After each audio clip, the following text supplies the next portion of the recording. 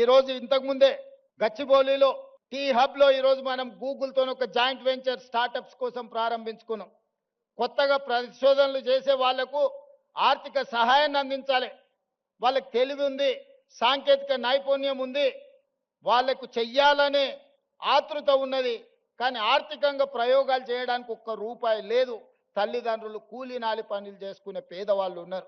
వాళ్ళ పిల్లల కోసం ఇవాళ స్టార్టప్ ఫండ్ ఇప్పుడు అక్కడి నుంచో ఇక్కడికి వచ్చిన 1000 కోట్లు ఈరోజు పరిశోధన చేసే తెలంగాణ యువతకు అందించాలని అక్కడ ఒక గొప్ప ఆఫీస్ పెట్టి ఆ పిల్లలకు అక్కడ ప్లేస్ ఇవ్వండి, వాళ్ళ పరిశోధనలకు డబ్బులు ఇవ్వండి.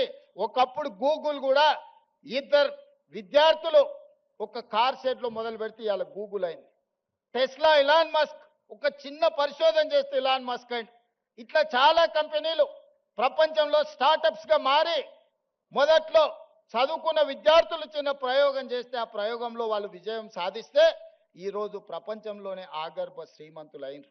అందుకే ఇవాళ తెలంగాణ ప్రాంతంలో ఉన్న నైపుణ్యాన్ని వెలికి తీయాలని 1000 కోట్ల కార్పస్ ఫండ్ ఈరోజు ప్రభుత్వ పరంగా నేను కేటాయించి మా తెలంగాణ పిల్లలు పరిశోధన చేస్తే ఒక్క రూపాయి కూడా పరిశోధనలో ఇబ్బంది పడొద్దు, వాళ్ళు రాణించాలి, వాళ్ళు బిలియనియర్స్ కావాలి, గ్రామీణ ప్రాంతంలో నుంచి ప్రపంచంతో పోటీ పడాలని 1000 కోట్లు అక్కడ కూడా పరిశోధనల కోసం కేటాయించి ఇంకొక 1000 కోట్లు జీవో తీసుకొని ఈరోజు ఉస్మానియా యూనివర్సిటీకి వచ్చిన.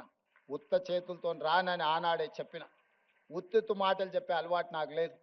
ఎందుకంటే వ్యవసాయం తెలిసినోని, గ్రామీణ ప్రాంతం నుంచి వచ్చినోని. మన చేనుకు ఏ పురుగు పడితే ఏ మందు కొట్టాలో ఏం ఎరువేయాలో తెలిసినోని. తెలంగాణకు పట్టిన చీడను పీడను ఎట్లా వదిలించాలో నాకు బాగా తెలుసు. వాళ్ళు అనుకుంటుండొచ్చు ఎంగిల్ పీస్ రాదని. జర్మన్కు, జపాన్కు, చైనాకి ఎంగిల్ పీస్ ఏం రాదు నాయన. ప్రపంచాన్ని ఏలుతున్నది చైనా, జపాన్, జర్మనీ. అక్కడ ఇంగ్లీషు రానే రాదు, కనీసం మనం ఏబిసిడీలన్నా రాయగలుగుతున్నాం.